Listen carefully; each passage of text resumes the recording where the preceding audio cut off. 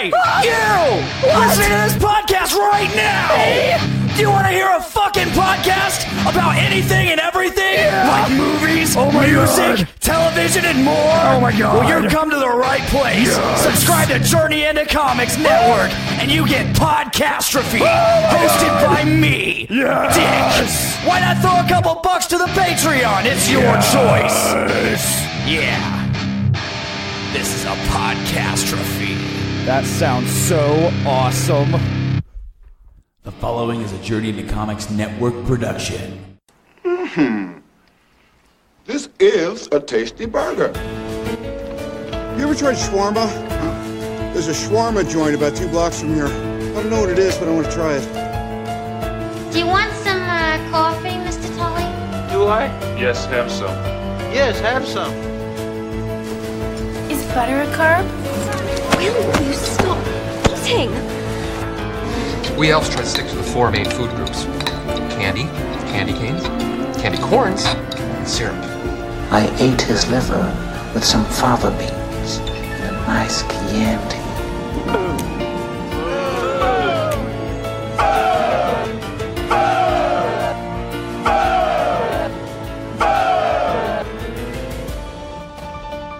Hey everybody, welcome to Season 2, Episode 11 of Foodies Watching Movies. I'm your co-host, Veronica. With me, as always, my co-founder of Foodies Watching Movies, Nate. Hey, how's it going? Okay. I'm recovering from the flu, so I'm very sick and tired. But I'm happy to be here. Yeah, me too. We actually have had a really interesting day because I want to mention right out of the gate before we get any further that today is Wednesday. And Wednesdays on the Journey into Comics Network Patreon, if you are on the Patreon as a patron and you're giving us $3, you're going to get to be a part of the Road to Infinity War, where today Foodies Watching Movies is reviewing Captain America: The First Avenger. So when you're done listening to this episode, folks, go to patreon.com/Journey into Comics, give us your $3, and then check us out talking about Captain America. That's a great conversation that you guys can check out there. And you'll not only get that, but other exclusive content. Tons. So much exclusive content. So far, there's 4 other episodes of The Road to Infinity War right now, so we're up Our and countdown to the MCU's Road to Infinity War. Yeah. When does Infinity War come out? May 3rd. So we're all watching, as a network, the entire MCU to prep for the Infinity War. And the day that the Black Panther review drops is the Wednesday, one day before preview night of Infinity War. So, I planned it so good. I don't know how we're pulling this off. Don't have May is such an expensive We need to get Movie Pass. Join the club. Okay, well, joining us today, as always, is our other 2 co-hosts. Lauren, welcome back. Hello. How are you feeling today? Okay, very tired. I feel you. We've had this conversation before. It's very bizarre to double down on a conversation that we've already kind of got into, but that's okay. That's how we do it here. AP, welcome back, my friend. How are you? I'm good. I'm full of tacos. Full of tacos. Are we just going to get right into the talking about it? We should, yeah. We should taco about it. We should taco about it because El Güero's is our jam. And we finally got Lauren and AP to try it for the first time today. Yeah, let's get your guys' rapid reactions. What'd you think? Just right on it's the our gate. favorite, so if you don't like it, we'll be mad. They were very good. Okay, good. Yeah? Yeah. They were. I don't think I've had carry-out Mexican that's been that good. It's on point, man. It's so inexpensive. It's really cheap.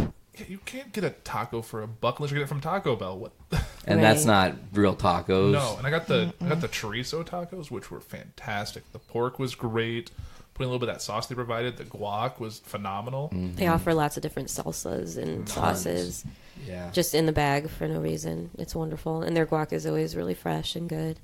And what I like about them is they're like street tacos, so they're super basic, but really flavorful. It's just like onion and cilantro on top of seasoned meat. Do you know how much confidence she cooks with to put 2 ingredients on tacos and sell them as a restaurant? Yeah. And you need nothing else. Well, I have never once been like, I really think I'd prefer if this had sour cream instead. Yeah, no. And typically with my Mexican food, I don't know about you guys, but I'm a cultured American who has to have sour cream with his Mexican food. That's just how it works. And cheddar cheese. What's up? and shredded cheese. Yeah, absolutely. Well, it's like, and it's so, like, nothing falls out. You pick it up, you eat it. clean. It stays together. Like, you're not gonna have just a mess of taco. Like, Right. sometimes They give you taco, limes to like spritz on it. It's so good. I mean, that's fresh. That's a meal you could eat in the car comfortably. You can't eat Mexican in a car normally. That you could eat fine. You know where she should level up is make it a food truck. Because she would do truck, really well. She would fucking slay. This woman is so precious. I love this woman who makes all this food. Her turnaround for an order of 5 people's food was 15 minutes. Can't beat that. That's incredible. No. That's super fast. Sometimes you order for 5 people at McDonald's and get pulled in drive-thru and sit for 14. And they have yummy churros too. Oh man, those We're churros are so when good. we do our road show, or not road show, our abroad show. Yeah, we're going to take a trip over to El Guero Taco. I've talked to the owner, and she's generously offered the space to record our podcast and have food. And that'll be fun. She said, of course, that way if we need more food, we can, of course, always order more food. Right. So she's on the upsell. I get it. But what if there's a timely movie we could watch at a Mexican restaurant or talk about at a Mexican restaurant? Oh, I'm sure we could think of a few. Yeah, I'm sure there's something. We're gonna watch Casa de Mi Padre, the Will Ferrell. What? Never seen that. No, we're not going to do that. That'd be terrible. Lauren, what did you order from this taco joint? I got 3 chicken tacos on corn tortillas with cheese and lettuce. Did they blow your mind? Was this okay, I guess everybody has that bar when you've had Mexican food that's just wow, I can't have any better Mexican food than this. This is the greatest thing I've ever eaten. Does this even get close to that bar for you? Is it just because I love Mexican food, and the bottom rung is your Taco-bout, because it's not real Mexican food. It's the knockoff stuff. And then you've got all these other mom and pop joints that you always find, and they have different levels. That place used to be this place called Sabor. It was also a Mexican joint. Delicious food. They also had Puerto Rican food, which was cool and unique about it. However, for whatever reason, the owners got out and they left, but this new place opened up, and it's been slaying for me. So for you, where's this stack up? It's pretty high up there. There used to be Taco and Burrito on Indianapolis. They had really good tacos, although their tacos are more expensive. You were very sad when they closed. Yeah. I remember that. I was outraged on Facebook. She was outraged. But honestly, my favorite Mexican restaurant is probably this Mexican restaurant. It was in Griffith and Highland. It was called Chella's. Yes. Oh my God. Chella's was amazing. Chella herself was an amazing woman. When I was sick with cancer when I was 12 years old, she used to bring me tamales all the time in the hospital. That's amazing. Awesome. Yeah. And then she passed away of leukemia. Yeah. A Chella few was years an amazing later. lady. I got to meet her as well.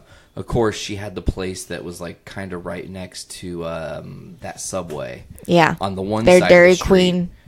Yes, the Dairy Queen there, and it was it's more like a banquet type space. Absolutely, it was but huge. It was so inviting still. Yeah, she would go to every table and talk to everyone, and she was super inviting and cool. And then of course, she did get sick and pass away, and then Chella's moved across the street. Yeah, originally they were across the street. Oh. Originally, they first started off in that little tiny strip mall.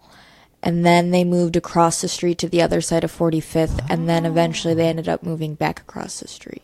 Interesting. Well, when they were back across the street after Chella's passing, we went there one time and got food poisoning. Legit. And it was very, it was just of all the things to happen, because Chella was I feel like place. it's when she passed away, everyone else just kind of threw in the towel. Didn't really care. Yeah.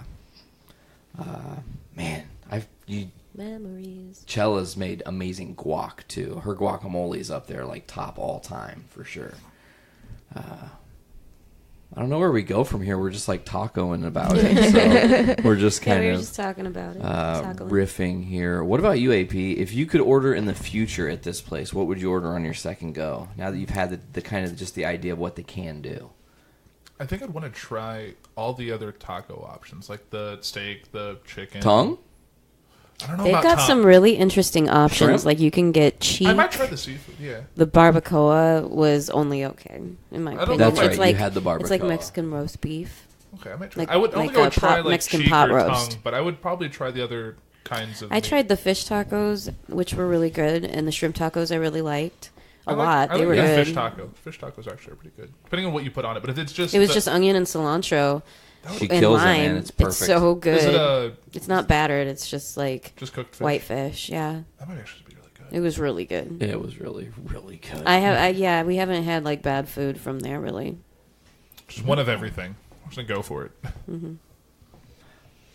It was pretty good. I liked it. Are there any movies that have like a story based in like a Mexican restaurant or anything like that they're like prominent? I'm just trying to think off the top of my head now. Selena takes place in a Mexican restaurant? Well, their family owned a Mexican restaurant. Oh, I didn't know that. Really, I don't think I've seen that movie. Selena? No. Selena y los Dinos. God, I fucking loved Selena's. J-Lo movie? Yeah. Yeah. I loved About that movie when Selena? I was little. Bitty bitty bum bum. Bitty bitty bum bum. I love that shit.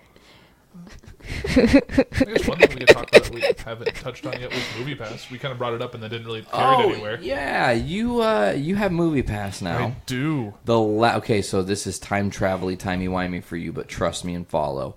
So the last poor reporter that wasn't yesterday's episode, you talked about having MoviePass. I did. But yesterday's episode, as of right now, you haven't even done yet. Right. So you're not sure what you're going to have already said. But yeah. That's crazy. I know. Time travel. Time travel's weird. It's weird. I live in the future. But how is MoviePass? MoviePass is like I got it surprisingly quick for all that I've heard about all the delays people have been having. But I got it in like 2 weeks, maybe even less. It's a little like it's pretty much a Visa gift card essentially. You have it with you? Yeah, I can pull it out. Sure, I'd love to look at it. I'm a nerd like that. MoviePass. Nerd. Oh, wow. Nerds. Look at this shit. It's got his name on it and an expiration. And I didn't sign it, but there's no money tied to me. That is neat. And then it just refills the money. Right. So basically, you have to use it in tandem with the app on your phone. So basically, you look on the app for the theaters that it works with, see the show you want, you click that, and then you can check in when you're within 100 yards of the theater, and like check in. If it's with AMC, you should do it with the Goodrich. I actually got my ticket ahead of time. I don't have to be within 100 yards. You just get the ticket, then you get a confirmation number, go to the kiosk, and get it. Oh, cool. And so whatever. I've used it. Do you have to use it with the app? Yeah, you can't use it without it because the app tells it how much the ticket costs to put on the card. Okay. So you have to have your phone with you, I have to see. have the data on and all that or whatever, or Wi-Fi. So in your opinion, is it worth it? I think I've seen 4 movies since I've got it and paid $10, and I plan to see more before the month is over. Nice. And this is your first month of having it. Yeah, I got it. Was it like last 2 weekends ago? Okay. So it saved you quite a bit of money so far. I paid for it. Like the first movie I saw with it was $12 normally, so it's already paid for itself. So it's really only $10. Yeah, I haven't been I don't honestly know how this is sustainable as a company. And you can't use it in tandem with your Stubs thing, right? If you're an AMC member. I've used it twice at AMC. So I used it once at one of the little kiosks, like where you just swipe your card on it, and it let me use it. But I took it to one without a kiosk, and they wouldn't use it. So I think if you're doing it through the system, they don't know you're using MoviePass, so they'll give it to you. But if a person sees you playing with a MoviePass, then that person probably was told, prompted to not. Does this person have MoviePass? Right. What say you, Nate? You look like you were about to say something. It's just I was gonna to tell you that was what AP was telling me off air. Oh, is I see. that they that it just depends on whether or not you use the kiosk. So that's interesting because where we're at, both theaters have kiosks, so we would not ever have to deal with people. Every time we're seeing a movie, it's saying that $10, $20, $30 worth of movie is going back to the Stubs card. I don't know. Maybe we shouldn't talk about this. Well, no, I mean it's just. It doesn't sound it's right. technically not because the theater's getting the money for the ticket. They're getting this. You pay $10, they're still getting paid $13, $14, whatever the ticket costs. Mm-hmm. So they shouldn't even be allowed to do it, but they're just being sticklers because they don't like that they don't agree with MoviePass. I see. But it's just, I think the math is like this. You're asking how it works. There are 1.5 million MoviePass users right now, which is a crazy number, actually, when you think about it. It's at $10, so $15 million a month to determine how many people go see movies. And if those 1.5 million don't go every single day, guarantee you it evens out. Eventually. There's maybe some heavy users who go every fucking day. I mean, they had to have thought it out before even putting this Well, model into and there's a practice. caveat because you can only see the specific movie you see once with MoviePass. You can't go view it And 2 or once 3 or a 4 day. times. And once a a day. non-specialty screening. And the one thing that's interesting is found this article that I'm going to talk about on my show yesterday. You have talked about it. Yeah. You will have already talked about it. Is that this isn't the interview with the CEO. This isn't his end game because he's using this information to find out what people go see when they're not restricted by money. And he actually bought a movie. MoviePass bought a movie at Sundance to distribute. Huh. So if they can say MoviePass user, like I get notifications like you should see this movie. Like they're using their place to direct to see movies, and they can. I think that's their end game is to get more control over what movies you go see. And that's how they're going to get their money. Is they can partner with studios to be like right. Hype It's almost up like offering exclusive content. Exactly. So I think that's their end goal. Well, that's interesting. With MoviePass, the other thing you got to think about is like it right now it's still such in its early phase that all the kinks are still being worked out. They still don't have like a family plan. I think that needs to happen. They need to have like a couples plan. Right. There are a lot of different options. Like I think I told you this on the last Foodies is that I would pay $25 if I could have access to 2 tickets at a time. So you'd be willing to spend more, but what would you get for the extra $5? Because you shouldn't pay them $5 extra for the convenience of bundling something that should be one option. Well, it's just because, like, say my fiance and I want to go see a movie, or a friend and I can use the movie pass and bid 2 tickets at a time, as opposed to like otherwise I have to do 2 transactions. Do one for me with the movie pass, and then they have to do one for the ticket, or I have to do one. Like I saw a movie with my parents on Saturday, so I bought their tickets because I was being nice. So I bought their tickets and then bought mine. So, and with like reserved seating, it becomes complicated. If you go to like an AMC that has reserved seating, to like buyers, then hope when you buy the other 2 tickets or other ticket that they're next to each other. Right. So that's the only downside. But if you could buy 2 tickets at a time, I would pay more for more convenience that way. But I think it's something they're playing on offer. They've talked about just family plan. So just on convenience alone, you'd be willing to pay more with no extra bonus caveat. Right, because even $25 would still be less than the cost of seeing one movie for 2 people. I totally understand that. Yeah. I don't know. I think that I would pay like if it was like $18 for 2 people, just a little bit of a discount because you're now 2 people are in on this subscription. I brought another person in who's going to be more revenue for really. Also, another thing that MoviePass is trying to do is promote what? Concession sales. You don't spend the $10 on the ticket. Now you're spending it in the concession. You're helping the theater. Right, because the theater doesn't make money off the movies they screen as much. Correct. But you can still use your stub cards at concessions, right? Truth. So you're essentially getting points and like rewards. Right. So still. Stack City, USA. Like I would be even like I feel like movies in general should put like a movie pass type thing for concessions. Like not like unlimited, but I'm saying like you can get like 6 large popcorns and 12 drinks a month for like $30 or $20 or something. It'd be a steal, yeah. For and if you don't use it, great. If you maybe create a way to have a rollover for it, like a subscription-based concessions. You get half of your previous month in the next month. Yeah. So what you don't use, you get half of. That way they don't lose. That's an idea. I don't know. Just riffing here. That's how it goes. We need a Netflix for movies. Have you guys, before we get into like the meat and potatoes of today, because really we've got like one big, humongous thing on the docket, which is the Oscar nominations were officially announced, and we're going to be giving our thoughts and opinions and predictions and whatnot. Before we get into that, though, are there any movies recently you guys have seen that we might not talk about today that are worth bringing up here and now? That maybe aren't on the Oscar noms or something you've recently rewatched. I know you were watching some old school Stephen King and some horror and stuff last night that would be really interesting to talk about on our podcast. Sorry. Like I said, I'm not feeling very good. Well, I was very sick this weekend, so Sarah and I decided to like have a super old school chill night, and we watched Creep Show, which is one of my favorite Stephen King movies, and Cat's Eye, which is definitely one of my favorite Stephen King movies.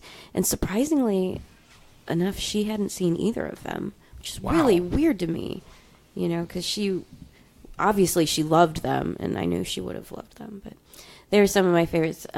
We've been watching a lot of Stephen King lately. So Cat's Eye features a young Drew Barrymore. I think this is, you said the movie she did right after E.T.? Somewhere pretty close. It was right after E.T., but it was after E.T. Is it before or after Firestarter? That's what I was going to ask. I think it was around the same time. Cat's Eye, let me look up when that came out. I think it was probably like 1982 or something like that. That's what I was thinking, I know, too. 82 is when Creepshow came out. Let me look. And of course, with Creepshow, Stephen King is like one of the starring characters in this that he's also directing with George A. Romero. Cat's Eye came out in 1985. Oh, wow. So a little bit later, even still.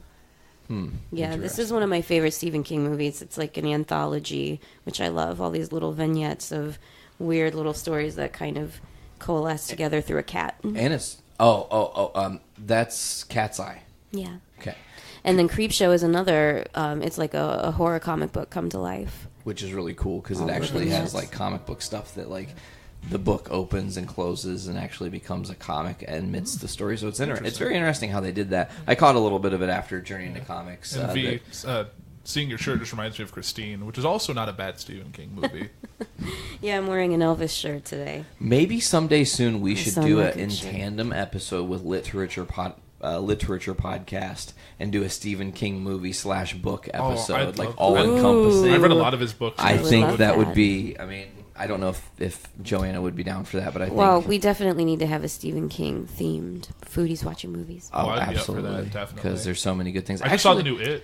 Oh, what did you think? I just thought it was pretty good. Really? Did you guys like it? I haven't seen it yet. It's not bad. I went to go see it in theaters with my friend Bridget. Did you like it? I liked it. Yeah, it's definitely not my favorite Stephen King adaptation. My favorite is probably always going to be The Mist. Ooh, that book was so sad. And this has been a running theme in Foodies. You guys talking about The Mist and your love for that. So that's awesome. That was a sad book. What was I going to say? So scary. Stephen King. Oh, recently I just saw that they're doing a sequel to The Shining. They already made the book. Book Dr. is fantastic. Sleep. You know what? Did you read Dr. Sleep? I started reading Dr. Sleep when it came out, but then I got pregnant. Oh. And I put it down because I was having a hard time reading it, being emotional and hormonal and all that shit. It's a little dark. It's dark, so I put it down for a while, and then since I had my child 4 years ago, I've barely had any time to read. So I never finished it, but The Shining is my favorite Stephen King book. And I know, like, The Shining, the movie that Stanley Kubrick did, Stephen King didn't like it. Yeah. It's like infamously hated it. I have the miniseries that he made that's more true to the. Yeah, I saw the miniseries. What was that? Steven Weber who was in it or something like that? I haven't watched it. I have it. It was unnecessarily long. Well, it's the What? The Stephen King miniseries of The Shining that he produced. See, I love Stephen Was that King. on Sci-Fi? Yeah, Might have. I think so. I feel like it had Portia de Rossi in it. Yeah, something like that. I don't his remember. It miniseries was good. I didn't see that. With Tim Curry? You didn't see that with Tim Curry, with John Ritter and Tim Curry? Yeah, you didn't see that? You know, Yeah. the original Pennywise. That was Yeah. that was a miniseries. It was two. It was like. It was like basically like I've seen that. It was like obviously. 3.5 hours long. Yeah, but they broke it up. I remember we had it. It was on VHS and it was 2 tapes. Yeah, it was the kids and adults. Cause Interesting. yeah, I also saw the Gunslinger recently too. I didn't see that. The Dark Tower. The Dark Tower, not the Gunslinger. I really liked that Netflix show with James Franco in it. 11/23. That was actually my first Stephen King book that Really? got me into his back because I liked. I his really story. liked that show. I thought we were really into it. We binge watched it and finished it in like a weekend. Wait, what? It's about this man who tries to go back in time, or he goes back in time to stop the Kennedy assassination, and history, like the universe is like, or time itself is like trying to stop him from preventing, So it puts weird from things- changing the future, essentially, because he was. Whatever. It was really good. I still. You would like it. I haven't finished this series. It's on Hulu. You should Oh, watch it. Hulu, not Netflix. Sorry. Yeah, you should watch. If you have Hulu, you should watch it. But I read the book, and it was a great read. It was also historic. Well, beyond the adjusting, it was very historically accurate for what was going on at the time. Mm-hmm. They're finally turning Mad Adam into that trilogy of books by Margaret Atwood. I don't know if you've ever read anything by her. She did Alias Grace, and she did The Handmaid's Tale. One's on Hulu, one's on Netflix. Well, probably The Handmaid's Tale. All that publicity from it's probably what's leading to a lot of Margaret Atwood stuff getting adapted. Yeah, I'm so excited for that to come out. I'm not sure where it's going to be adapted yet. It was originally supposed to be adapted by Darren Aronofsky. He did Requiem for a Dream. Black Swan. Mother. Yeah. I didn't see Mother because I saw I was Mother. told not it was to. fucked up. I heard a lot of people hated Mother, but I heard it's just because it's a really weird allegory for. I heard it was a little messed up, and people who didn't get it didn't like it, and it's hard to grasp. I guess the concepts they were doing. I mean, I could see that, but at the same time, like it was very straightforward to me, like in its themes. So I think I'm gonna have to give it a watch. Were you guys talking about 11/22/63? Yeah. Fucking love that show. You should read the book. Not to cut in. I haven't read the book yet. I can have the book. I can let you. It's a big book, though. I don't know. And to just jump back to, I'm like catching all these different themes that happened because I had to kick the cat out because she was just being. You guys probably stepped away. Yeah, she was a little obnoxious there, but I wasn't hearing her on the headphones. Oh well, that's good. I feel bad now that I kicked her out, but hindsight's always 20/20. But is the Handmaid's Tale really sad? Is it like a bummer? Because I as I'm getting older, I'm learning that I cannot emotionally deal with bummer flicks or shows for that matter. If it's like a downer, man, I have a hard time wanting to buy in. Kind of, in some ways it is, but in other ways it can be very uplifting and hopeful, rewarding. depending on how you look at it. Okay, good, because, I mean, we'll talk about it a little bit later here. That kind of exactly how you described Handmaid's Tale, is that right? Handmaids, not maiden, Handmaid's Tale, is kind of how I saw I, Tonya. And we'll get into that when we're talking about the Oscar nods. But, and I guess moving up, I know we talked about this off air. My recommendation for all, I told I was going to throw out the rec for this week. Oh yeah, you want these guys to see it? I think I have access to this, by the way. So I want all of you guys to see The Big Sick. It's a fantastic movie. I've seen it twice now because it's on Amazon Prime. Oh, cool. What's it about? It's the true story of Kumail Nanjiani. He's an actor and a comedian. He did Silicon Valley. It's the story of him and how he met his wife and his wife's ailment that she got. She was in the hospital for part of it. Holly Hunter's in it and Ray Romano. It's a really good movie. Judd Apatow produced it. Typically, I like Judd Apatow stuff. It's there's some sad parts of the movie, but overall, it's pretty good. Pretty happy movie. V, do you remember that episode of Broad City where they're trying to get the air conditioner? Yeah. And they go to that dude who's moving, and he's doing the Great Race or whatever. Yeah, he's recording himself with a GoPro. That's the guy that wrote and directed this about his wife, The Big Sick. That's that dude. Oh, okay. So just so you ref, because I saw you. Pretty funny. Yeah. So and it's kind of I don't want to compare it to Funny People because they're very different movies, but it's kind of the feel of Funny because they do like bits and pieces where like because he's a comedian, so there's like bits where he's like performing his stand up and like backstage stuff is incorporated into that movie. So I really encourage. It's not a super long movie, but it's really good. So that's my rec. And that's also an Oscar nom. It's an Oscar nom for Best Original Screenplay. Oh, excellent. Cool. So we talked about what you recently watched, V, which was some Stephen King and stuff. Mm-hmm. AP, what about you? Other than recommending The Big Sick, is there anything else you've been watching? I talked a little bit while you were out of the room with. I saw It and the Dark Tower. Oh, what did you think of Dark Tower? Did you already elaborate earlier? Not particularly. Okay. It's just I haven't read the Gunslinger series or the Dark Tower series by Stephen King, but I know this movie is not.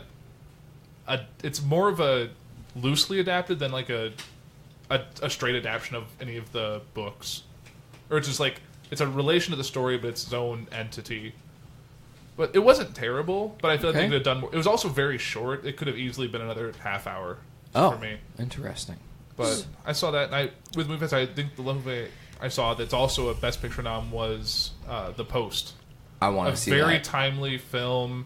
So much stuff is a subtle jab at the current White House and administration, and a lot of Nixon comparisons. So interesting. Yeah, it's definitely worth a watch. It's Steven Spielberg, Tom Hanks, and Meryl Streep, which you really can't go wrong with that. Yeah, how can you lose?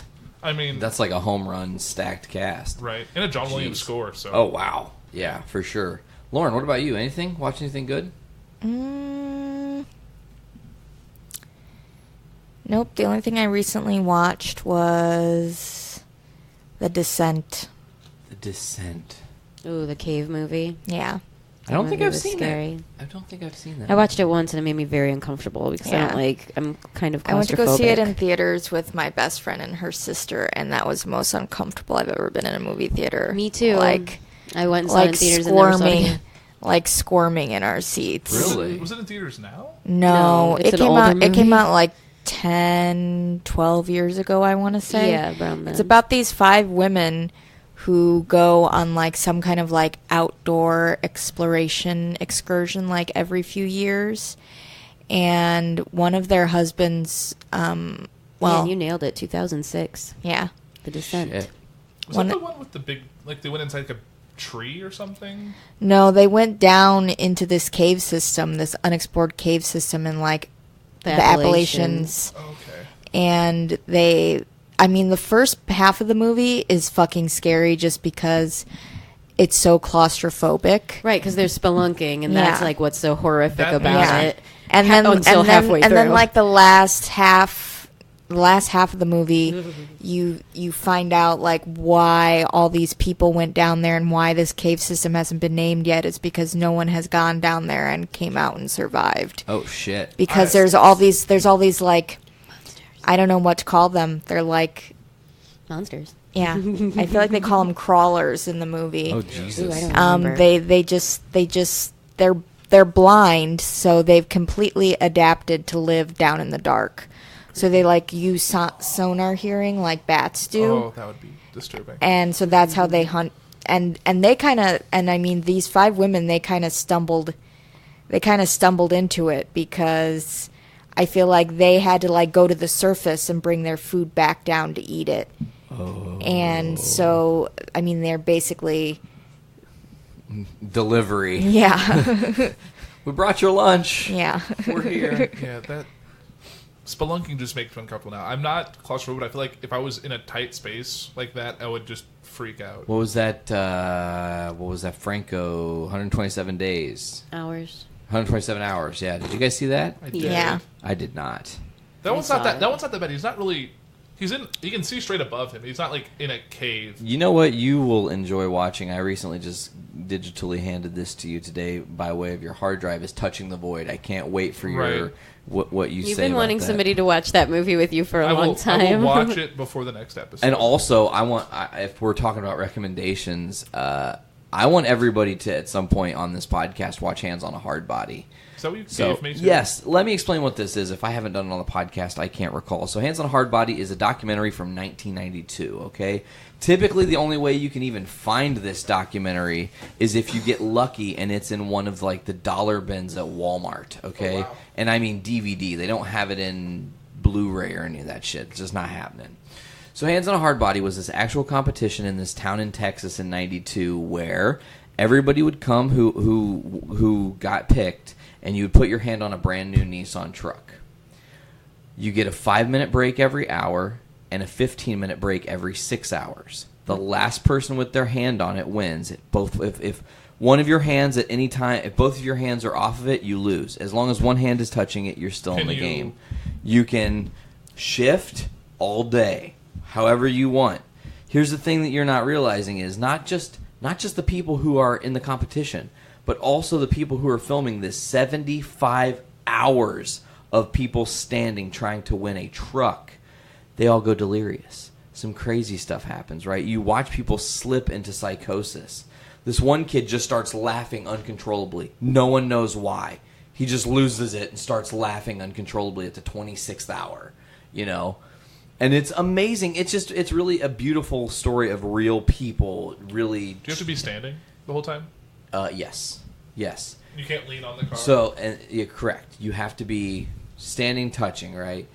And it's really an interesting character piece because you see all these people from different walks of life who have different struggles going on. There's this one girl who's in the competition who rode her bike 26 miles one way to apply for this competition because she didn't have a car and she was trying to win this truck. Wow. So she did like a 40-some-odd mile thing over the course of a weekend to apply to get this and got in, you know. And I won't tell you what happens, but it's very interesting. I love documentaries. That's one of my things, like, honestly. Did you guys ever see, it's on Netflix, Best of Enemies? Mm-mm. It's about Gore Vidal and I can't think of the other dude's name. But they were both debaters on national TV in the 60s during the Nixon election, like 68, I think. And they would just know how to say the right thing to legitimately piss each other off, you know? Like, so they were, like, literally pros at just being enemies with each other. Well, the dude that's not Gore Vidal calls Gore Vidal something very ridiculous in 1968 to call a person on TV. And that decision drives him mad for the rest of his life because it makes him question his own existence.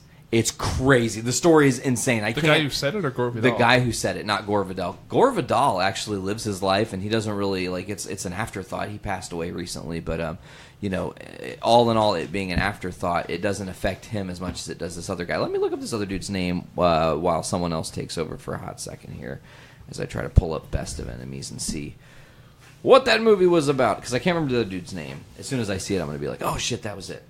Oh, there's one documentary I want to check out. Is that Jim and Andy? Oh my god, documentary. that was You so watched that? Good. Yeah, the Jim and Andy documentary on Netflix was really great. Because I watched the trailer. I want to check out I want to watch Man on the Moon again. Have you seen that movie, Man on the Moon? Because I watched it a long time ago. Did you see that movie, Lauren, Man on the Moon? I would really recommend you watch it. I think it's still on Netflix. No, who's in it? Jim Carrey. He plays Andy Kaufman. No, the comedian. I've heard of it. It's incredible. It's such a good movie, and they made a documentary about the making of that movie, featuring Jim Carrey's like home videos that they were shooting during filming. I didn't realize he went so method. Like he went super method and just became Andy Kaufman during filming. He wouldn't like respond to people calling him Jim. Like you had to call him It was like Andy. such an intense connection. Well, and I don't know if you know the history of Andy Kaufman and like the stuff that happened with like that's what Memphis, why she needs to watch that movie, Memphis Man on the Championship Wrestling and stuff, and like Jerry Lawler had this spat with Andy Kaufman and slapped him on Letterman and all this shit. So Jim Carrey didn't tell the real Jerry Lawler, who actually lived this with Andy Kaufman, what he was going to do to fuck with him during the filming of the Man on the Moon movie. So technically, Jerry Lawler had to live through the crazy bullshit of that twice. The only thing is, when Andy Kaufman and Jerry Lawler did that bit, they planned everything out. They knew everything that was going to happen. They were cold and calculated. Jim Carrey did not tell Jerry Lawler anything that was going to happen. He would just like in the middle of him getting his makeup done, he'd go and he ended up putting him in the hospital. But like he ended up like shaking the trailer while he was trying to get his makeup done, so the people were fucking up Jerry Lawler's makeup for the movie and stuff. Like all kinds of crazy. I would really recommend this documentary on Netflix. It's very good, and it's an interesting perspective to see Jim Carrey. In just talking about himself. Well, I this, remember like, old season, at least from the trailer, which I really want to see the movie. He talked about like when it was over, I didn't know how to be myself again, which I thought was a very deep, man. Yeah, right. For Jim Carrey, that's impressive. Because it's like he forgot who Jim was because he became Andy. That's crazy. Yeah, it's nuts. To go back to Best of Enemies, I looked it up. In 1968, ideological opposites William F. Buckley, he's the guy that says it, and Gore Vidal hold a series of riveting, nationally televised debates that usher in a new era of public discourse and pundit TV. He calls him an F-bomb. Oh. Like, not a UCK bomb, but the other F-bomb in 68 on national TV. It all clicked for you just then. Yeah. So that would really... Yeah, and essentially Buckley said it and then kind of started questioning his own life and who he was and if maybe that's who he actually was, and that's why there was this like hidden hate. Like it stirred up such discourse that he spent the rest of his life questioning who he was as a person. That would... Wow. That definitely backfired as an argument. Best of Enemies, definitely one to check out in the documentary range. As far as that's concerned, I don't really have much else there. Do you want to discuss our picks? Yeah, let's go over our picks. Let's get into it. Yeah, let's start. Let's just go down the line. Let me just preface by saying I have hardly seen any of these movies, so a lot of them are just educated guesses. And we are going to be watching these movies. And we'll be watching them leading up to the Oscars. As we lead up to the Oscars. These are just our preliminary picks. Yeah, that's going to be awesome to record a show at your place. That'll be totally different. Yeah. And are we going to have champagne? I'm Do we need champagne. do we need to dress in tuxedo? Get tuxedo t-shirt. We can dress Tuxedo t-shirt. I love that. Tuxedo Okay. t-shirts, yeah, that's fine. We can wear tuxedo t-shirts. I'm probably just going to buy be a dressed red like rug. Nate. Buy a red rug and just walk over the red rug I have. Go all out, AP. Why not?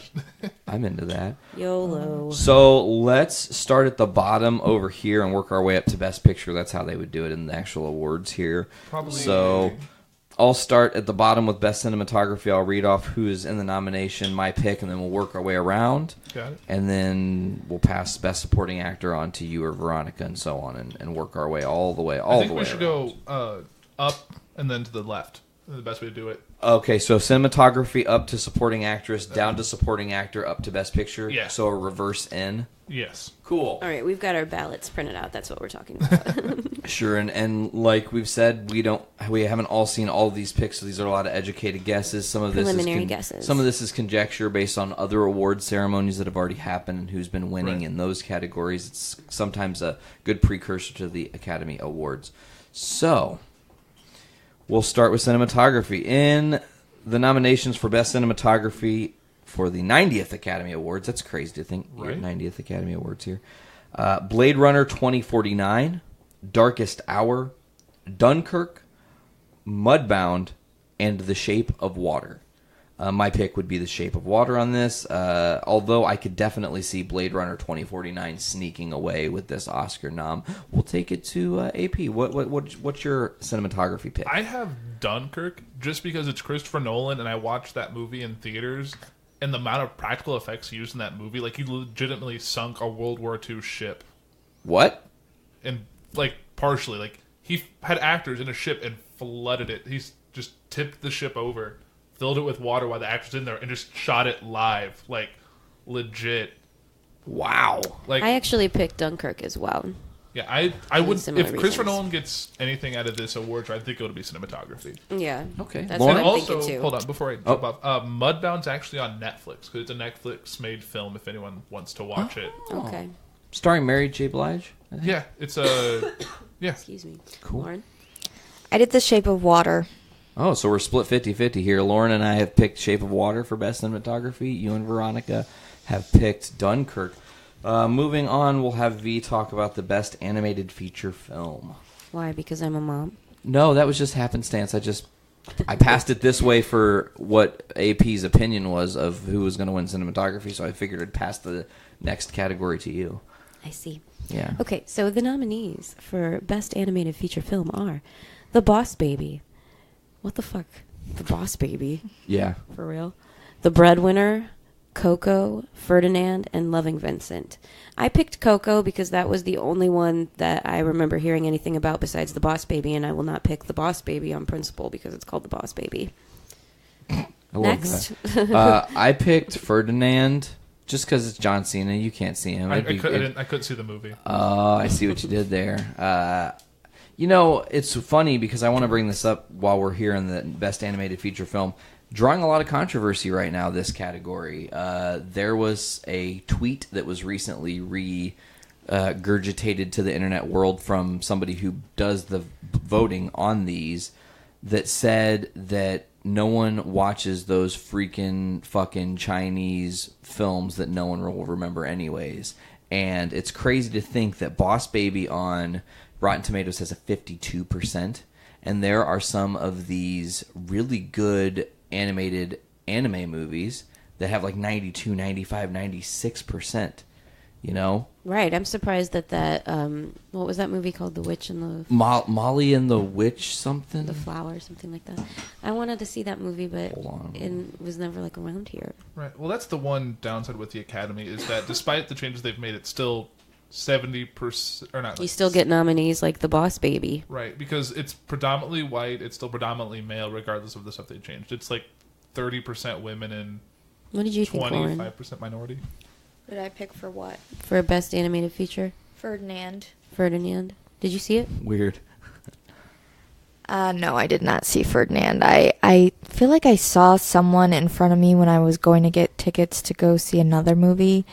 Mom and her young kids were like, we're going to go see Ferdinand. So that's why I put it down. I put I have Coco just be because easy for it's anything. Pixar and it's Dia de los Muertos, which Wow, so we're split again. same split. Coco and Ferdinand. Same split. Weird. All right, so best original screenplay. Lauren, read the nominees. The Big Sick, Get Out, Lady Bird, The Shape of Water, 3 Billboards Outside Ebbing, Missouri. I did Get Out. I did Get Out as well. Same. I have The Big Sick.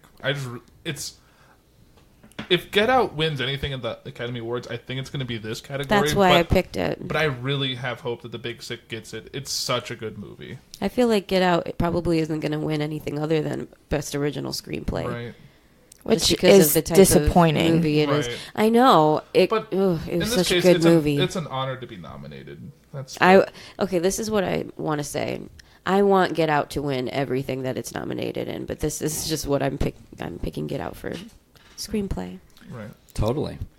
AP, let's move it on to you. Best adapted screenplay. Yes, the best adapted screenplay nominees are Call Me By Your Name, The Disaster Artist, Logan, Molly's Game, and Mudbound. And my pick for this was Molly's Game. I saw it last week. It's Aaron Sorkin screenplay. Aaron Sorkin directed, about a true story. It's Jessica Chastain and Idris Elba. Oh. Great cast. Very well done movie. I think this is the only thing it's nominated for. I don't think Jessica Chastain got an actress. She did not. But She's a very severe woman. She was kind of funny on SNL. Yeah. She just hosted. It was I pretty liked funny. the it doesn't even matter anymore. Mm-hmm. That was Yeah, a hilarious. she was trying very hard to break her stereotype cast of being like a hard ass. Right. But yeah, still that character in that movie, but still very good. And I'm also, I don't know. I'll pass it over before I move on. Nate. Best adapted screenplay for me, I want it to be The Disaster Artist. Me too. Just based on the fact that it's the worst screenplay for real. Nate shared the screenplay of The Room totally. on his In its Facebook entirety. page the other day, and I made the mistake of clicking to see more, and then I had to scroll all the way through the screenplay just to be able to like continue scrolling. It was that long. Wow. Anyway, I also picked The Disaster Artist. It'd be Excellent. perfect. It was a great movie. If they would win an Oscar for that because it was such a shitty original screenplay. And this is one that we've actually seen. I mean, we also saw Logan. 2 of the best adapted screenplays I've seen. I loved Logan. It was awesome. Don't get me wrong. That was a good movie. That was sad as hell, though. Yeah. First for a superhero movie. Yes, correct. It is the first time a superhero movie's been best adapted screenplay. But again, The Disaster Artist, there's something about it for me that really did it. I loved the acting in it. The story was great. It makes you really feel for Tommy, and that's the evolution of that character and him as a person, you know. But that's all I have there. Lauren, what about you? Best adapted screenplay? I did The Disaster Artist as well. Hell yeah. Have you got to see that yet? No. Oh, man, it's so good. It's pretty funny. Mm-hmm. Do you need to watch The Room to enjoy The Disaster Artist? No. I think you should do it first if you You can. hooked me up with The Room, didn't you? Yes, I've never seen The Room still. Saw The Disaster Artist. I You want to don't see The Room need now. to see it, but you're going to want to see it afterwards, and then you're going to be like, this is it, so you should probably watch it first. Got it. So you don't have those a letdown. expectations, yeah. It's a letdown, but you already know it's going to be bad. But that's why it gets you pumped for this movie that makes fun of it in a loving way. All right, Okay, fair Nate, enough. Best foreign language film? Oh, best foreign language film. Seen none of these, so this I don't is think I'll all ever see any of totally. these. I would actually probably see a couple of these if they are as remotely interesting as what's in my brain based on their title, you know. But a Fantastic Woman, The Insult, Loveless, On Body and Soul, and The Square. Best foreign language film. And that's The Fantastic Woman is from Chile. The Insult is Lebanon. Loveless from Russia. On Body and Soul from Hungary. And The Square from Sweden. I haven't seen any of these. I'm going with The Fantastic Woman because it Same. sounds great. Same here. I put it just because of the title, to be Yeah, totally that's why honest. I picked it. It sounds a lot more fun than the other ones. I did Loveless just because. Russia. Yeah, I love Russia. I love Russia's Russian not literature. Very popular with us in the United States these days. I know. That's why I'm going with Chile. They'd be so excited. All right, It'd V. be Best very Supporting fun. Actress. Best Supporting Actress, Mary J. Blige in Mudbound. Sorry, I'm trying to get my list here without spilling my drink. Allison Janney in I, Tonya, whom is also my pick for this category. I'll just say it now. Ooh, good call. Leslie Manville in Phantom Thread, Laurie Metcalf in Lady Bird, Octavia Spencer in The Shape of Water. Yeah, I'm going with Allison Janney because I thought she was just incredible in I, Tonya and how awful she was. Man, that movie is intense. Doesn't she have a bird in that movie? Yeah, yes. It's so weird. Like it was a really weird shoulder movie. bird? Yeah, that movie's really fucked up. It shows a Memories. really dark, real side of how some parents are, and I'm blessed Very to know that abusive. worse than that. I mean, it's to a whole different level. The story overall, though, it's you feel for Tonya Harding so much, and you're just like, wow, the amount of shit she had to eat and still not get the recognition she deserved. It's crazy to me. It's the story is very incredible, and like I was telling you, it's shot from a perspective where they took live, actual interviews with the people and recreate them for the sake of this movie, plus tell the stories that they're telling in these documentary series in between. It's so well done. That's my pick. Allison Janney, I, Tonya. AP?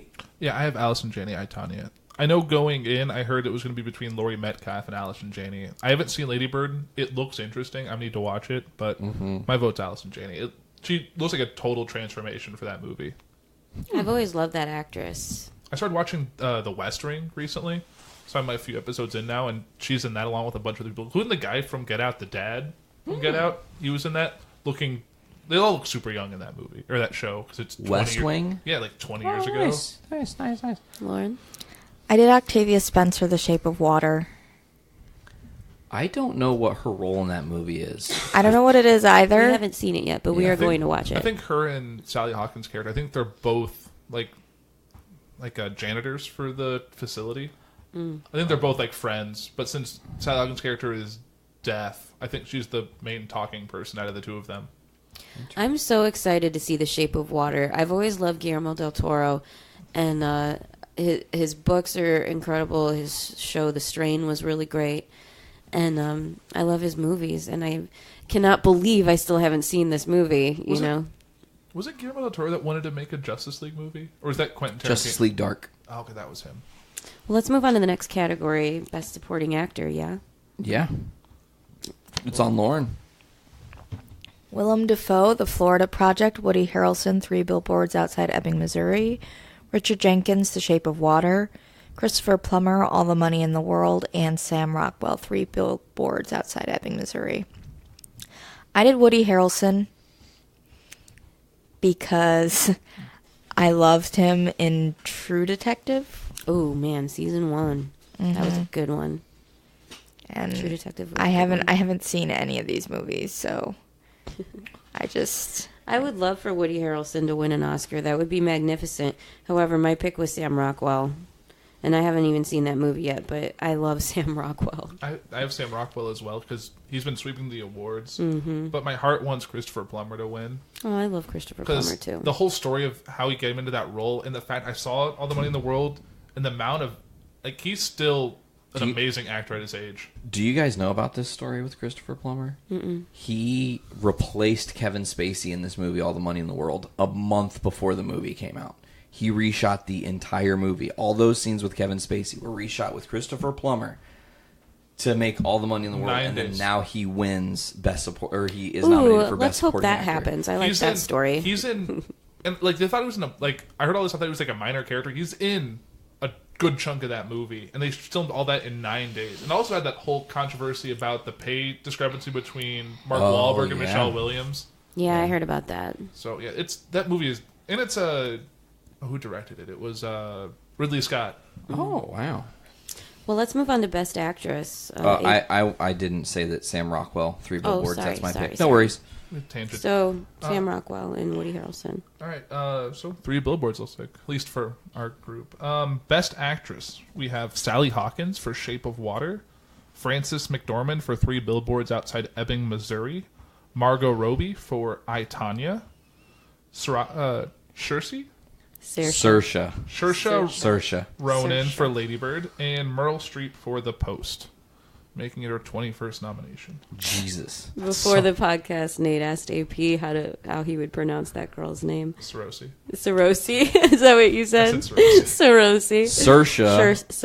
Saoirse was on Saturday Night Live, and then she sang sketch. a song about how to say her name, and I never fucking forgot it. I need to watch that now. I loved her in Atonement. She was in that. I've not seen that movie. Started watching that movie, and I was like, what kind of fucked up movie is this? So I turned it off. I saw her in Brooklyn, which was a really good movie. Okay. She played Irish. My vote is Frances McDormand for 3 Billboards. I second that. I love her. She can do no wrong. I'm actually going with Saoirse. I almost picked Margot Robbie and I, Tonya. I loved her in that movie. I thought she did a great job. Who did she play? She played Tonya Tonya Harding. Really? And it was awesome. She was very good. Man, but it's good. I still think Frances McDormand. Well, is my gonna thing win. though is, Did they age her in that? And movie? her Oscar will say, "I beat Meryl." Lady Bird is one of these things that's it's nominated for a lot of stuff, but notice we haven't picked it for hardly anything as far as awards. If it's pulling something in this award season, I think it's going to be Best Actress. It's the one that's the shocker. You know, Meryl, she's won it a bunch of times, and yeah, I'm sure she was great in The Post. You saw it, AP. She was great.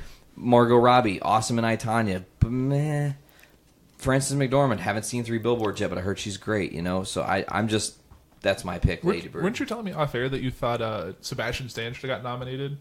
Yes, he should have been nominated for Best Supporting Actor. Actually, he probably could have replaced... Ooh, he was so skeevy in I, Tonya. Really, Woody Harrelson would be my replacement. Typically, they don't leave 2... I'm surprised 2 nominees. Movie. It's not common. Mm-hmm, that's what I thought, too. Also, it found out it's possible to be nominated for 2 different films. What? I found out if you're in 2 different films and you get nominated for both those roles, you can be nominated against yourself. Has that happened before? It's happened like 4 times in the history of the Academy. Wow. But you typically cancel yourself out because usually you split the votes and you don't get it. It's usually how it works. So then you just lose by default. That sucks. We're at Best Actress now, so it's Best Actor now? Yes. Did you give your pick, Lauren? Did I give my pick for Best Actress? Yeah, Frances McDormand. Oh, okay, good. Yeah, everybody but me picked for three Billboards. For Best Actor, Timothy Chalamet. Chalamet, you have it right. Yeah. Call Me By Your Name. Daniel Day-Lewis in Phantom Thread. Daniel Kaluuya. Okay, I was making sure that's right. In Get Out. Gary Oldman in Darkest Hour. And Denzel Washington in Roman J. Israel, Esquire. Which my pick was Daniel Kaluuya with Get Out. I love that movie. I love the sunken place, the story they tell. His characterization, his ability to make you emotionally just feel so helpless for him when he realizes he's stuck in that chair and he starts crying and he can't control his tears. Ooh, that was hardcore. Man, it hits you. It really does. So I think, okay, I get it. A lot of people are going to probably say Daniel Day-Lewis, it's his last fucking movie. Give him all the awards. I disagree. Gary Oldman, he transformed into Winston Churchill. So what? Denzel is only on here because his name is Denzel Washington. Right. There's no reason that should have been. But I digress. And I haven't seen Call Me By Your Name, so I don't know if Timothy... I've heard Timothy Chalamet has a fantastic performance in that movie. Okay, cool. Well, interesting. But just for my pick, Daniel would be Daniel Kaluuya. We'll go Lauren. I did Daniel Kaluuya too. Yeah. Even though I know he's probably not going to win, I still just picked him. Mm-hmm. I want him to win. However, So do I I. picked Gary Oldman as who I think is probably going to win. I did the same thing. Just I know the way the awards have gone and the way the Academy You is. know it's what? I'm gonna be okay with Gary Oldman winning hasn't because won I anything. love Gary Oldman. He hasn't won anything yet in his career. I think it's about Really? time. It's about fucking time. He's never won an He's Academy been Award. like Sid Vicious. He's been Commissioner Gordon. He's earned everything. Sirius Black. Yes, Yeah, Sirius Black. After DiCaprio, it's his time. I love him.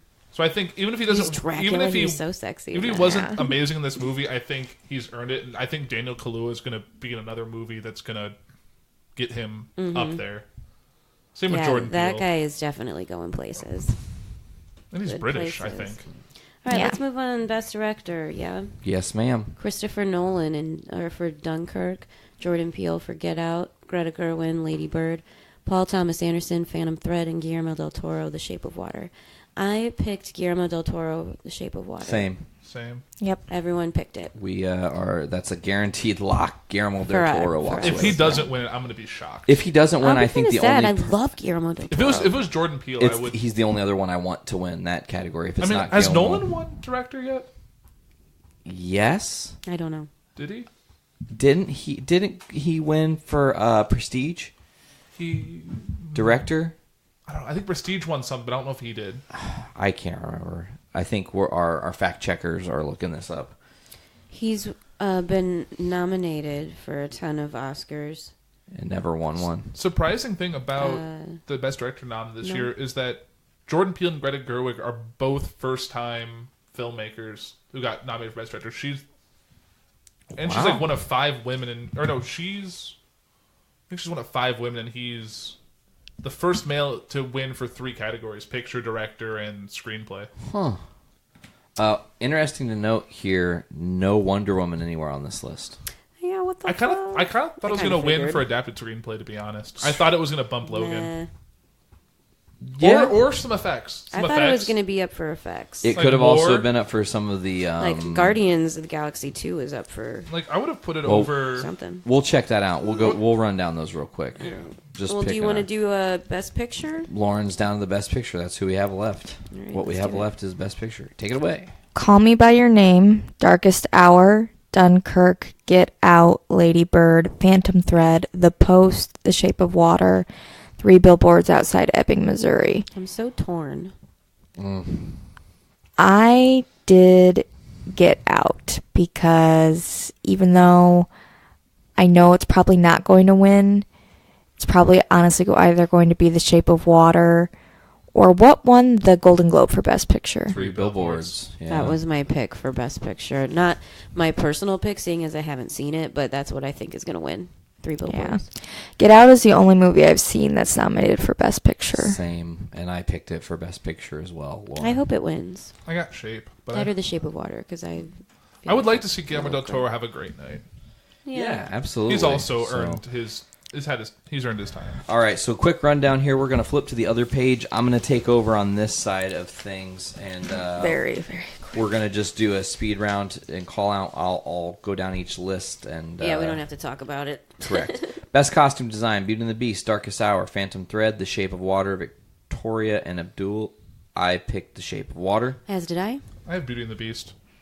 Didn't pick one, but I'm going to go with Beauty and the Beast.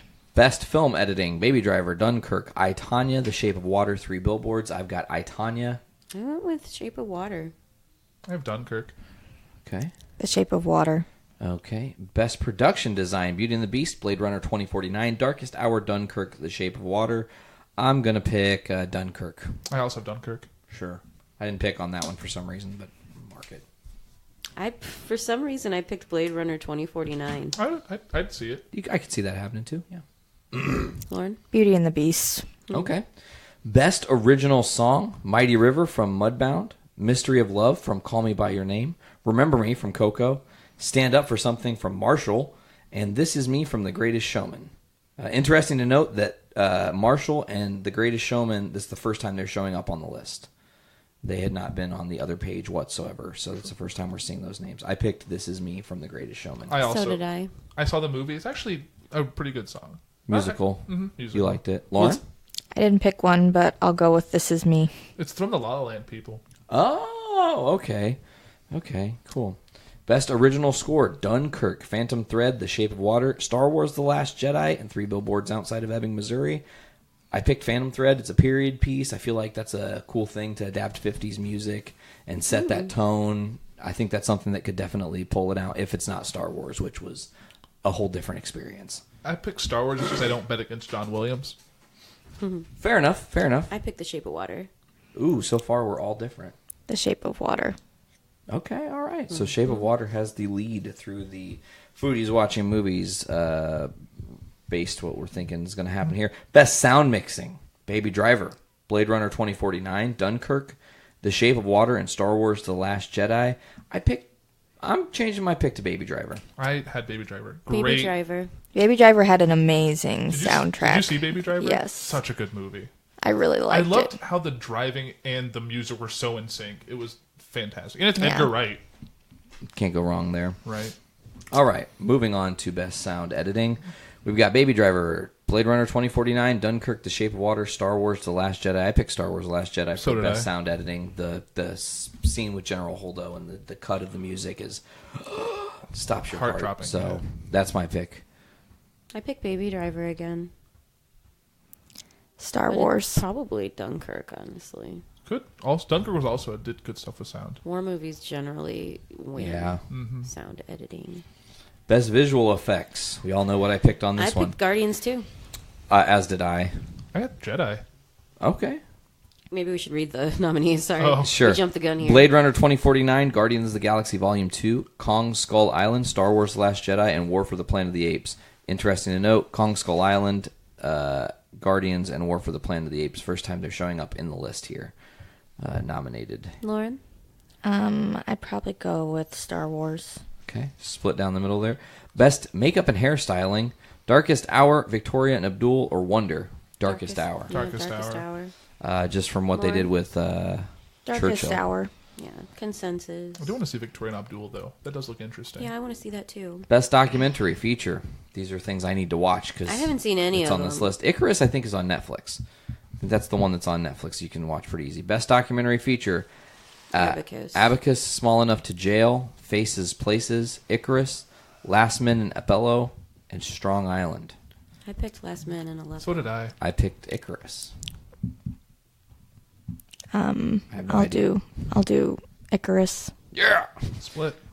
Best Documentary Short Subject. Edith plus Eddie. Heaven is a Traffic Jam on the 405. Heroine. Knife Skills. Traffic Stop. I picked Knife Skills because it sounds cool. I picked Traffic Stop because it all sounds like things that you'd run into in your life. True. I didn't pick one, so I'm going to go ahead and pick Traffic Stop. It just sounds so random for a short. Yeah. I'm going to go with Heaven is a Traffic Jam on the 405. Cool. Interesting so title. LA. So LA. Is the 405 in LA? Yeah. Okay. Best Animated Short Film, Dear Basketball, Garden Party, Lou, Negative Space, and Revolting Rhymes. I picked Negative Space. I'm going to pick that too, even though I have no idea because I haven't seen Same, any I've of not them. even seen a trailer for any of these. I picked Lou just because it's the shortest one. Of course. Garden Party. Dope. That also sounds fun. I think Dear Basketball, like, some basketball player Garden actually Party, did that that sounds so movie. sinister.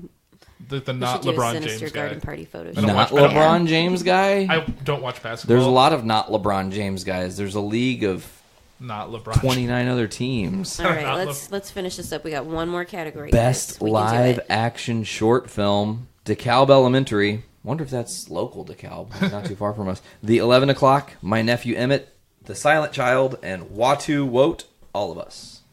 I put The Silent Child because I have no idea what any of these movies are. The 11 O'Clock. That's what I picked too. Weird. Weird. I don't know why. I've never seen it. Same. Lauren? I'll do the 11 o'clock too. Okay. Yeah. Dare to be different. So we've got our preliminary picks in. They might change as we end up watching some of these movies. I don't know. Yeah, I think that that's a fair thing. We'll revisit this. The next Foodies we have is our Valentine's Day special, folks. We're almost to the season of love. And we'll be talking about some stuff. Oh, we also want to do that, too. Did we talk about that really that much? No, we didn't officially, huh? We tried something today for the podcast. We did. Which a new was beverage. Mountain Dew Ice, man. Most disappointing. Most disappointing. I don't like it. It kind of is like hurting my stomach. It tastes like Sprite and like a 7-Up mixed together, but diet. It's heavy Sprite. It's heavy and it's like Heavy super, lemon? super sweet. Yes, and it's got a lot too much sugar, probably. Yeah, I don't like it. So they took the lime out of Sprite. That and what gave me a headache or what? But now my head is killing me. You have a headache. Yeah, I'm not a fan of it. I don't like it. If I'm going to drink a clear pop, it's going to be ginger ale. Okay, well, for... Mountain Dew, you failed. Yeah, you done? Salute. I'm done. I don't want it. Nate's pounding it. Ow. Yeah, it's not the I best. feel like if I'm gonna have a Mountain Dew, I'm gonna have Mountain Dew. I'm not gonna. See, yeah, exactly. And I don't really prefer That to might drink be- Mountain Dew, but if that I might was be going to good- have this again, I'd make it as a cocktail. It might be good for mixing. I was just going to say, if you mix it with some cranberry juice and some vodka, I bet that would be delicious because it's so sweet. It'd probably be better than with like regular Sprite or Sherman. It'd probably be good Yeah. This is definitely a mixing beverage. Every time V has brought up this, every time we've been talking about it since we decided we were going to do this for Foodies, the thing you keep saying is diet. And I didn't taste it until just that swig. And now my mouth tastes like I just drank an entire Diet Coke. See, and it's what got that like... The problem is they got like that artificial aftertaste to it. Exactly that. Like that It aspartame lingers. or whatever they call that shit. Aspartame. Aspartame or whatever, It's yeah. like it has an aspartame flavor that lingers after you Know drink what it. we're- It's not refreshing. Know what we're gonna do? Sorry, Mountain On Dew. next episode, And we're going to get some more of that. We're going to get some cranberry juice. We're going to make a cocktail and see how it holds up. Yeah, I've got a bottle of Grey Goose waiting. No, we should do. Bring some Sprite and have that and do a Do a side comparison. Do a comparison to see if it holds up. Coke versus Pepsi. Oh, what if, how about this? We'll riff this. How would you guys feel about a challenge where I put 3 clear pops in front of you? You have to pick which one it is. Blind taste test, yeah. Okay, yeah. I know what they are. You don't know what they are. But it has to be pop. It can't be just anything. It would be the same 3 things. It would be like 7-Up, Mountain Dew Ice, and Sprite, and maybe even Sierra Mist, maybe 4. Yeah. Do all the clear. Yeah, and then decide which one's the clear-cut winner. What do you guys think? That'll Would you be into that? Yeah, I'm fine with that. That's our Valentine's Day challenge? I'm fine with that. Okay. Go clear.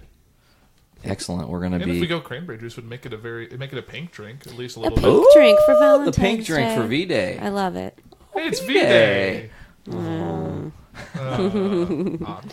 She was less thrilled. Well, folks, I think that's going to do it for this episode of Foodies. Do we have anything else we want to add before we get out of here? We've Taco-bouted it, and we've picked we our covered it. nominations and ready. discussed things and whatnot. I'm ready to lay down and get a hot towel on my I head. myself cannot wait to go home and sleep for like the next 16 hours. Yeah, that's a hearty coma. Just sleep Enjoy until just sleep until the your next comatose. Foodies. Yeah. Just sleep for the next 2 weeks. No, don't sleep for the 2 weeks. Please don't. I'll check on you. Are you okay, my friend? We'll bring you food, Lauren. Yeah, let us know if you need Enjoy your anything, hibernation. for real. Okay, folks. Well, as always, for Foodies Watching Movies, we want to make sure people can know where they can check us out on all the different podcasting platforms, whether it's iTunes, Podbean, Stitcher Radio, Google Play Music. We are now on Spotify, as I always say.